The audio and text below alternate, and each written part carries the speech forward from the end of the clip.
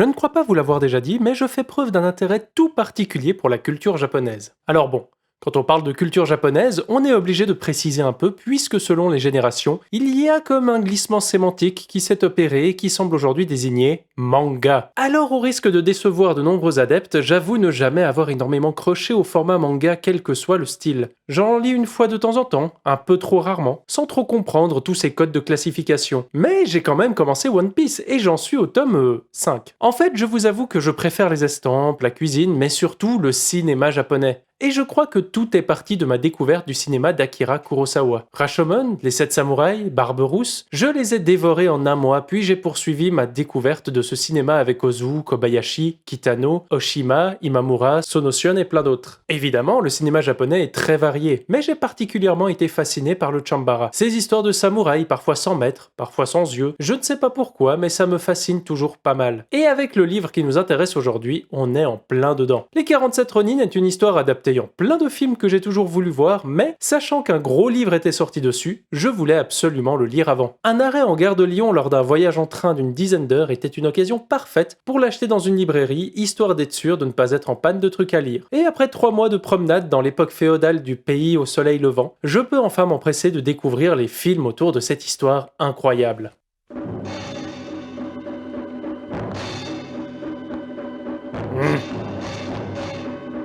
Oh bon, ça va, je m'y mets. Les 47 Ronin, publié en 1927 et écrit par Jiro Ozaragi, grand écrivain japonais qui aimait beaucoup les chats, au point qu'il en aurait eu plusieurs centaines chez lui, raconte l'histoire d'Asano, chef de clan du fief d'Akko. Il se trouve chargé d'organiser une cérémonie en l'honneur de l'empereur, mais n'y connaissant pas grand-chose, il devra recevoir l'enseignement du maître Kira Kozuke no Suke. Seulement le courant ne passe pas entre les deux hommes et Kira se mettra bien vite à être désobligeant, voire insultant. Insultant à tel point qu'un beau jour, Asano bien vénère essaye de le planter sauvagement. Mais ça va, il échoue. Mais non, en fait ça va pas du tout. L'acte est grave et peut aller jusqu'à la peine de mort par seppuku, c'est-à-dire une mort comme ça.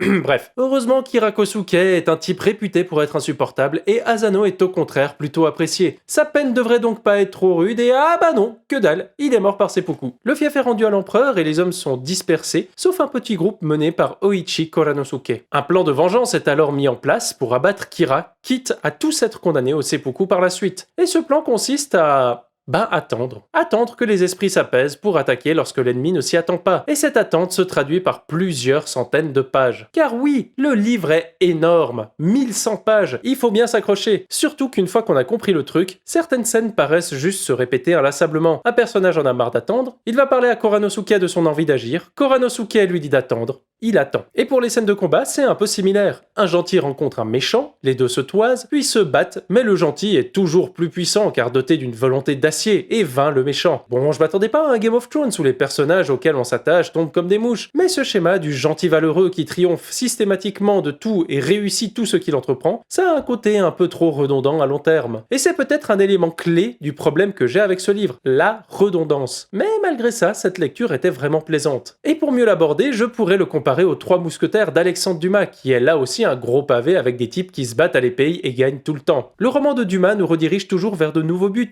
de nouvelles quêtes. Les 47 Ronin relatent aussi différentes actions, mais la principale, la plus importante, reste toujours au centre de toutes les attentions. Et cela construit un récit complètement différent des 3 mousquetaires. Si dans les 3 mousquetaires on doit voyager et agir, ici c'est surtout le fait de ne pas bouger et rien faire qui est récompensé. Les 47 Ronin apparaissent comme un modèle des vertus du Bushido, selon Nitobe Inazo, qui serait la loyauté, le courage, la rigueur, la bienveillance, le respect, la sincérité et l'honneur. On retrouve chacun de ces éléments dans leurs actes. Les hommes restent loyaux à leur maître exécuté, ils ont le courage d'aller jusqu'au bout sachant que la mort les attend. Niveau rigueur, les gars se plient à leur plan sans dévier. Pour la bienveillance et le respect, ils veillent les uns sur les autres. La sincérité, ils tiennent toujours leur parole. Et enfin l'honneur, qu'ils considèrent avoir été bafoué avec l'exécution de leur maître et qu'ils vont réparer. Bon, là c'est du très gros résumé, mais c'est là-dessus que le livre va établir toutes ces subtilités. Par exemple, exemple, de nombreux personnages ne vont pas respecter ces codes, ce qui provoquera aussi une remise en question des valeurs de ceux qui veulent respecter les vertus du Bushido. Par exemple, un personnage va fuir le clan car il ne veut finalement plus mener l'opération suicide. Cependant, il se retrouvera rapidement sans le sou et retournera donc auprès de son clan pour essayer de récupérer ses biens abandonnés sans se faire gauler. Naturellement, il est attrapé et alors que faire de lui? Une partie du clan qui penche pour la rigueur sera pour lui faire payer sa trahison. Ceux qui penchent pour la bienveillance voudront au contraire le faire repartir. On se rend compte en effet que ces valeurs peuvent se contredire les unes des autres. Les confronter au réel montre alors leurs limites et force nos hommes à s'interroger. C'est quelque chose que le livre va pousser jusqu'au bout de la logique avec le chef de bande Koranosuke. Pour faire simple, le code de l'honneur veut qu'il venge son maître. Sauf qu'il ne peut pas le venger aussi facilement car tout le monde sait que c'est ce qu'exige le code de l'honneur. Donc pour cacher son respect du code de l'honneur, il doit trahir ce code de l'honneur. On a donc un personnage qui passera son temps à faire la noce en attendant le bon moment. Les 47 Ronin est donc moins un livre d'aventure qu'un livre philosophique qui aborde des concepts censés guider nos actes et de les confronter à la réalité. Et si ce genre de thème vous interpelle, je suis sûr que les 47 Ronin peut vous intéresser. Bon, après il faut avoir une feuille à côté pour noter les noms des personnages parce que perso, je l'ai fait au dos de mon marque-page et après un quart de livre, il était déjà plein. Et maintenant, je vais vous laisser découvrir ce pavé de 1100 pages, ce sera une excellente raison pour ne pas sortir de chez vous.